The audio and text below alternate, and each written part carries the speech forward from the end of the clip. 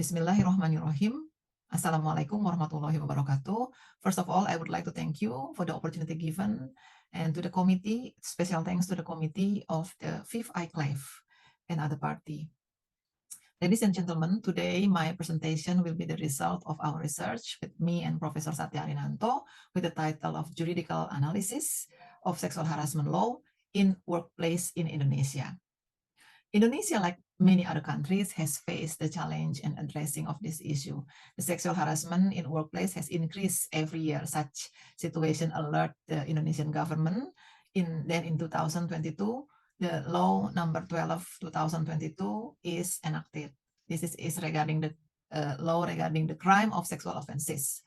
As it is mentioned in the PowerPoint, in this law, there is described 9 forms of sexual violence, which includes from number 1, sexual harassment, sexual exploitation, and then number 9, sexual control, including discriminatory rules based on morality. And then this law then follow with the Ministry of Manpower Decree number 88 of 2022 regarding guidelines for the prevention and handling of sexual offenses in the workplace. In 2021, there had been 459,000 cases of violence against women reported.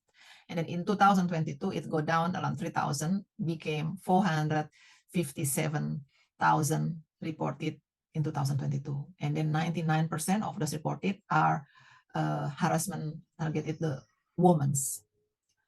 International Labor Organization, ILO, in 2022 made a survey and then launched the survey of 70.93% of the respondents reporting the violence and harassment in the workplace. And then in the same year, the ILO launched employer guidelines on the preventing and then handling sexual harassment at workplace, incorporating in ILO Convention number 190. Our research focus on evaluating an effectiveness and fairness of Indonesian legal framework and practical strategies in combating workplace sexual harassment. And the research question will be number 1, how do the existing legal regulation governing workplace sexual harassment have protected the victim in Indonesia? And 2, have the current laws and regulations pertaining sexual harassment been effective and fulfilling justice for the victim? While the methodology will be the normative juridical research. The protection for victims of sexual harassment in the workplace, as it is mentioned, and this you can see in the PowerPoint, that Article 3 explain that the substance of this law aim to prevent all form of sexual violence, handle, protect, and rehabilitate the victim, and so on and so on. Yeah, and in Article 86, law number 30 in 2003 concerning labor law, it is mentioned 1 to 3 the occupational health and safety right, moral and decency, and then treatment that it is accordant with the human dignity and religious value. The protection for the victim itself, yeah, as it is mentioned that this Ministry of Manpower, number 88, and then the law itself, if I may make it simple, I made a flowchart of internal reporting sexual harassment in the workplace, yeah, basing on those law and regulation. As you can see also in the PowerPoint, that the reporting sexual harassment case to the internal task force. Yeah, so the internal task force, or in Indonesian Satgas, they will make the investigation, and then the victim will provide the witness and then the evidence, and then what kind of, and the chronology of the sexual harassment, and then so on and so on. And then also there is a victim protection program for 14 days, which is, in my opinion, it is too much short. And then after the internal task force make some investigation and they think that this is the enough evidence or enough victim, then they will make the decision to give a punishment or the sanction to the perpetrator. And then it is also stipulated in the Manpower Ministry number 88, as it is mentioned in the lower down there in the left side. Number 1, to ensure that victims do not face retaliation from the parties being reported, which is quite hard. Number 2, periodically monitoring. And then number 3 is guaranteeing that the victim do not suffer losses due to sexual violence in the workplace.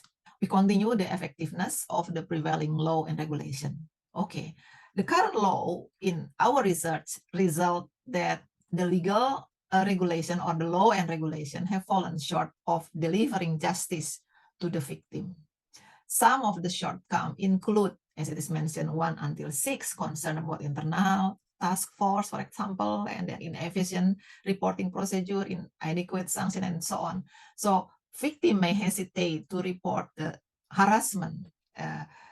This may be attributed with the fear of not being believed as a major hurdle for the victim itself. And then the other issue is that, for example, in case of it is occur in the government body, including the army or military or police, where the perpetrators, for example, very high position, the victim really fear to make a report. Yeah, so this is some lack of reporting the sexual harassment, like handled internally by the internal task force. Yeah, so that's why there is a vacuum in the accountability of the process.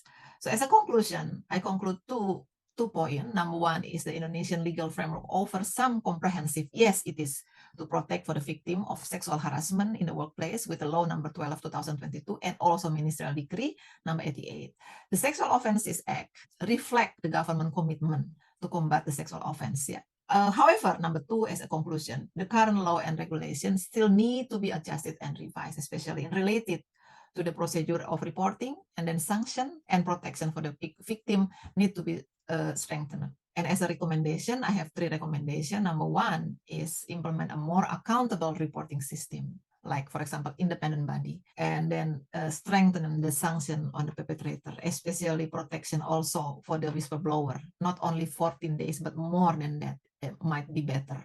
Yeah, and then how to reduce the fear from for the victim, so that the victim has to be encouraged to report. Yeah, and number two is especially for the sexual offense with resulting of the murder and human slaughtering, it is really need to be more strict or stricter the punishment with maximum sanction without any parole, for example. Yeah, and then also at the same time shortening the procedure of the restitution for the victim. If the victim has quite loss, then it has to be recovered soon without not long bureaucracy or something like that. And then number three, to conduct a comparative study with other countries to assess a current legal framework against international standard and best practice.